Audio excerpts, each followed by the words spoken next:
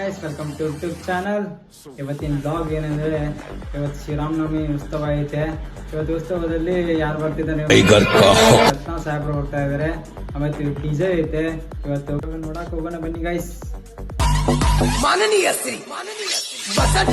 ಮೊದಲ ಗೌರವವನ್ನು ಸಮರ್ಪಿಸುವ ಮೂಲಕ ಶ್ರೀಯುತ ಬಸವಗೌಡ ಪಾಟೀಲ್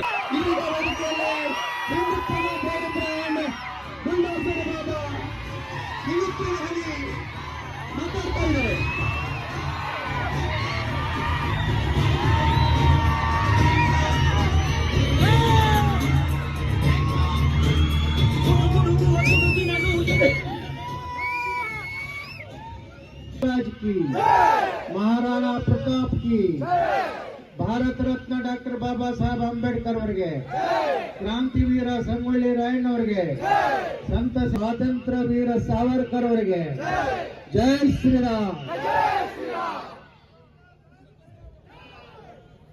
ಹಾವೇರಿ ಜಿಲ್ಲೆ ಶಿಗ್ಗಾಂವ್ ನಗರದಲ್ಲಿ ಸಮಸ್ತ ಹಿಂದೂ ಬಾಂಧವರಿಂದ ರಾಮನ ಬಗ್ಗೆ, ರಾಮನ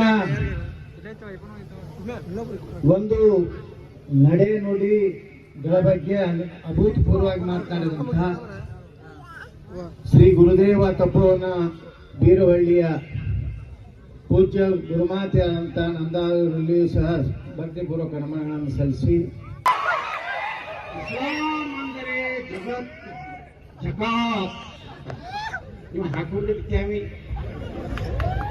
ನಿಮಗೆ ಹಚ್ಚೋದು ಈ ಬುದ್ಧಿ ಮುಂದೆ ಹೇಳ್ತೇವೆ ನಾವು ಸ್ವಾಮಿ ಅವ್ನ ಪ್ರಶ್ನೆ. ಇದಕ್ಕೆ ಯಾರು ನಾವು ಉತ್ತರ ಕೊಡಿದ್ರೆ ಸ್ವಾಮಿಗಳದ ಕೊಡಪ್ಪ ಅವ್ರಿಗೆ ಏನಾರು ಅಂದ್ರೆ ಎಲ್ಲ ಮಂದಿ ಹುಡುಕ ಕೊಡಬೇಕು ಉತ್ತರ. ನಾ ಹೇಳಿದೆ ಸ್ವಾಮಿ ನನಗೆ ಹಾಕೋದು ಗುಣಸಮದಿಂದ ಏನೋ ತೊಂದರೆ ಆಗ್ತಿದ್ರ ಹೆಂಗದ ನೀವು ಮೊದಲು ಪೊಲೀಸ್ ಟ್ರಾನ್ಸ್ಫರ್ ರೊಕ್ಕ ತಿನ್ನೋದು ಬಿಟ್ರೆ ಇಡೀ ಕರ್ನಾಟಕ ತಾನೇ ಸುಧಾರಣೆ ಆಗ್ತದೆ, ಹೌದಲ್ಲ? ಈ ವರ್ಷದೊಂದು ಟ್ರಾನ್ಸ್ಫರ್ ಪಾಪ ಪೊಲೀಸರು. ಈಗ ಸಿದ್ಧಾಂಗ ಒಳಗ ಮತ್ತೆ ಧೈರ್ಯ ಮಾಡ್ಯಾನ ನಮ್ಮ ಮೊದಲು ಅವ್ನಿಗೆ ಎಲ್ಲರೂ ಕೂಡ ಒಂದು ಚಪ್ಪಾಯಿ ಹೊಡೆದು ಅವ್ನಿಗೆ ಅಭಿನಯ ಎಲ್ಲ ನಾವು ಸ್ಟೇಟ್ ಕೊಡಬೇಕು. ಪಾಪ ಈ ಏನ ಹಿಂದೂ ಕಾರ್ಯಕರ್ತರ ಪರಿಸ್ಥಿತಿ ಹೆಂಗೈತೆ ಅಂದ್ರೆ, ಇವ್ರು ಯಾರಿಗೆ ಓಡಾಡಿ ಊಟ ಹಾಕ್ಸಿರ್ತಾರ ಅವರು ಹಚ್ಚೋದಿಲ್ಲ. ಅವರು ದಿನ ಸಾನ್ನಿಧ್ಯವನ್ನು ವಹಿಸಿರ್ತಕ್ಕಂತಹ ಪರಮ ಪೂಜ್ಯ ಪಾದಾರವಿಂದಗಳಿಗೆ ನಾನು ನಮಸ್ಕರಿಸುತ್ತಾ ಈ ಕಾರ್ಯಕ್ರಮಕ್ಕೆ ಹಿಂದೂ ಹುಲಿ ಎಂದೇ ಪ್ರಖ್ಯಾತಿ ಪಡೆದಿರ್ತಕ್ಕಂಥ ಉತ್ತರ ಕರ್ನಾಟಕದ ಹುಲಿ ಎಂದೇ ಫೇಮಸ್ ಆಗಿರ್ತಕ್ಕಂತಹ ಯತ್ನಾಳ್ ಅವರ ಬಗ್ಗೆ ನಾನು ಒಂದು ನುಡಿ ಬರೆದಿದ್ದೇನೆ. ಈ ನುಡಿಯನ್ನ ಕೇವಲ ಶಿಗ್ಗಾಂವಿ ಸಾವಿರ ಜನ ಅರ್ಥ ಮಾಡಿಕೊಳ್ಳದೆ ಇಡೀ ರಾಜ್ಯದ ಜನ ಅರ್ಥ ಮಾಡಿಕೊಂಡ್ರೆ ಮುಂದೊಂದು ದಿನ 2028ಕ್ಕೆ ಅಧಿಕಾರ ನಮ್ಮದೇ ಆಗಿರುತ್ತೆ. ಸರಿಯಾಗಿ ಕೇಳ್ತೀವಿ. ರಾಜಕೀಯ ಮಾಡಲಿಲ್ಲ ಸ್ವಾರ್ಥಕ್ಕ, ಆತ ಮಾಡಿದ್ದೆಲ್ಲ ಹಿಂದುತ್ವಕ್ಕ, ಆತ ಮಾಡಿದ್ದೆಲ್ಲ ಹಿಂದುತ್ವಕ್ಕೆ, ಆತನ ಬಿಟ್ಟು ಕೊಟ್ಟ ಹಿಂದೂ ಕಾರ್ಯಕರ್ತರ ಹೆಣ ಸ್ಮಶಾನಕ್ಕ. ಹೀಗಾಗಿ ವಿಚಾರ ಮಾಡಿ ಮುಂದಿನ ಹೆಜ್ಜೆ ಇಡೋಣಂತೆ, ಮುಂದೆ ಮುಖ್ಯಮಂತ್ರಿ ನಮ್ಮ ಯತ್ನ ಕಾಕ ಅಂತ ಭಾರತ.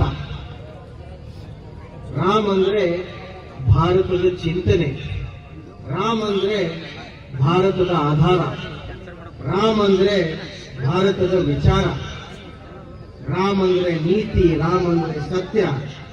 ರಾಮ ಇದ್ದರೆ ಈ ಜಗತ್ತು, ರಾಮ ಇದ್ದರೆ ಈ ಜಗತ್ತು, ರಾಮ ಇದ್ದರೆ ಈ ಜಗತ್ತು. ಧನ್ಯವಾದ. ನಾನು ರಾಮರಾಜ್ಯದ ತರ ಇದೆ ಜನವನ್ನ ನೋಡ್ತೀನಿ ಅನ್ನುವಂಥ ವಿಚಾರವನ್ನ ತಗೋತಾರೆ. ಯಾಕೆ ಪುರುಷೋತ್ತಮ, ಪುರುಷರಲ್ಲಿ ಉತ್ತಮ, ಯಾಕೆ ರಾಮ ಒಬ್ಬ ಬಹಳ ಬೆಸ್ಟ್ ಅಂದ್ರೆ ಬೆಸ್ಟ್ ಒಬ್ಬ ನಾಯಕನಾಗಿ ಹೋಗ್ತಾನೆ ನಮ್ಮ ದೇಶಕ್ಕೆ ಅಂದ್ರೆ ಸತ್ಪುರುಷರ ಮಹಾತ್ಮರ ಒಂದು ಲಕ್ಷಣ ಏನು ಅಂತಂದ್ರೆ, ತಾನು ನೋವು ಅನುಭವಿಸಿ ಎಲ್ಲರಿಗೆ ಸುಖವನ್ನು ಕೊಡುವುದು.